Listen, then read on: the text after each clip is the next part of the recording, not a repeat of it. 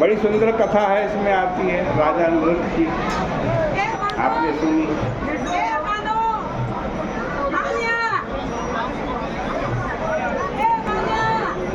राजा नृग का एक पुत्र था, उसका नाम कीर्तिमान था। वो महायशस्वी था, सार्वभौम राजा था। वन में गया एक दिन, शिकार खेला, वन में घूम रहा था। वहीं एक वशिष्ठ ऋषि थे, उनके आश्रम में जाने लगा तो वहाँ देखा वशिष्ठ जी के जो शिष्य हैं वो वैशाख धर्म का पालन कर रहे हैं।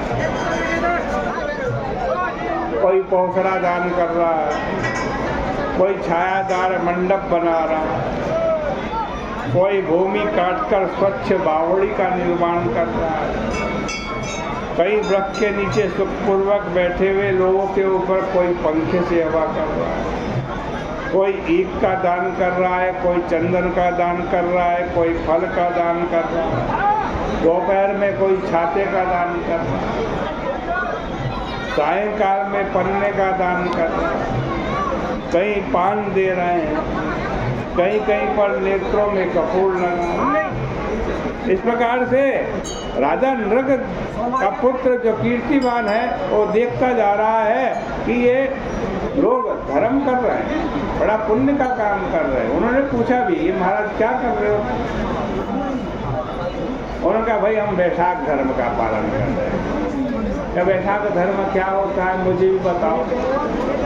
शिष्यों ने कहा, नहीं, अभी गुरु जी की आज्ञा केवल धर्म पालन करने की है, उपदेश देने के लिए नहीं। आगे जाओ, हमारे गुरु जी मिलेंगे, उनसे पूछना, वो बताएंगे। कीर्तिमान आज वशिष्ठ जी के आश्रम में पहुंचा, बड़ा दिव्य उनका आश्रम है, बड़ा सुंदर वर्णन किया।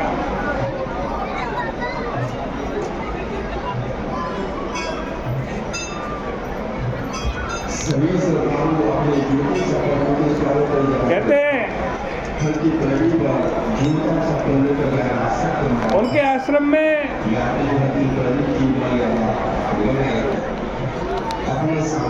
आज सभी लोग मूर्तिमान होकर के बैठे।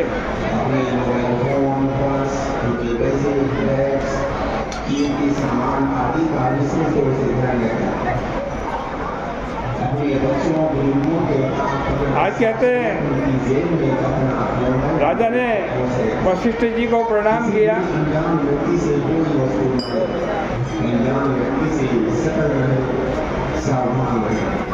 और कहा, महाराज मैं रास्ते में आ रहा था, आपके आश्रम में आ रहा था, मैंने बड़ा आश्चर्यजनक देखा, आपके शिष्य वैशाख धर्म का पालन कर रहे हैं।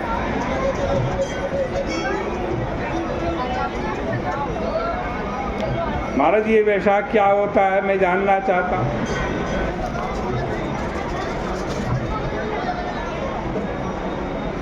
राजा के ऐसा पूछने पर वशिष्ठ जी बड़े प्रसन्न हुए और उन्होंने कहा कि भाई तुम्हारी जो बुद्धि है वो सुशिक्षिता है,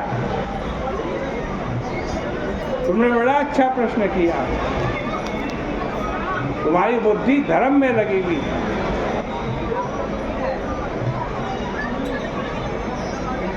तुम्हारे पूर्व जन्म के कृत्य आज सफल हो गए।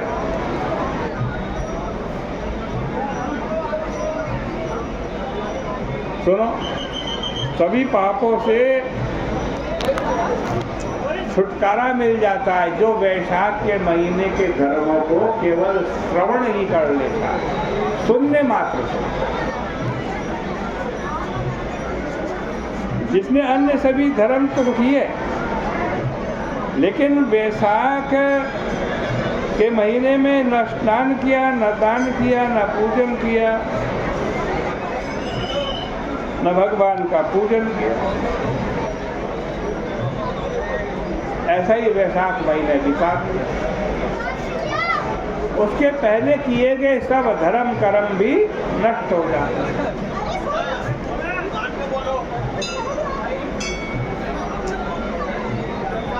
वैशाख के महाधर्म हैं, समस्त पाप समूह को नष्ट करने वाले हैं।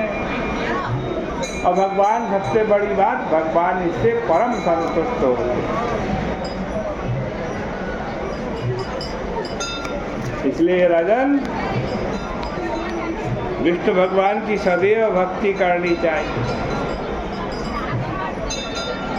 केवल जल मात्र से भी सुपूजित जगत के स्वामी भगवान विष्णु सभी क्लेशों को दूर कर देते हैं।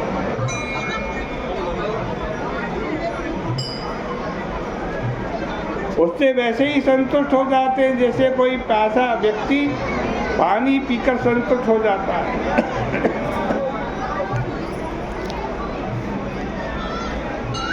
ये छोटे छोटे धर्म हैं, जलदान, अन्नदान, छतरी का दान, प्याऊ बिठाना, जूते का दान,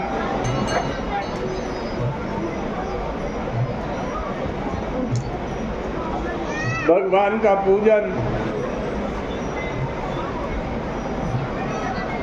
तुम भी बेटा, वशिष्ठ जी कह रहे हैं कीर्तिमान से, तुम भी वैशाख के धर्म को करो, अपने देश के सभी लोगों से कराओ। ऐसा कहकर वशिष्ठ जी ने सारे वैशाख के धर्मों का विधि विधान कीर्तिमान को बता दिया।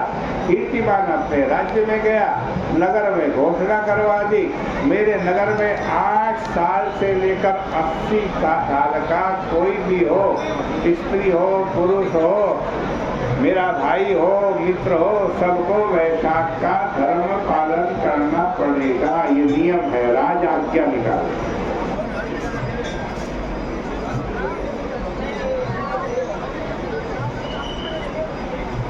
जो वैशाख के धर्म का पालन नहीं करेगा वो मेरे लिए द्वारा दंड का पात्र हो।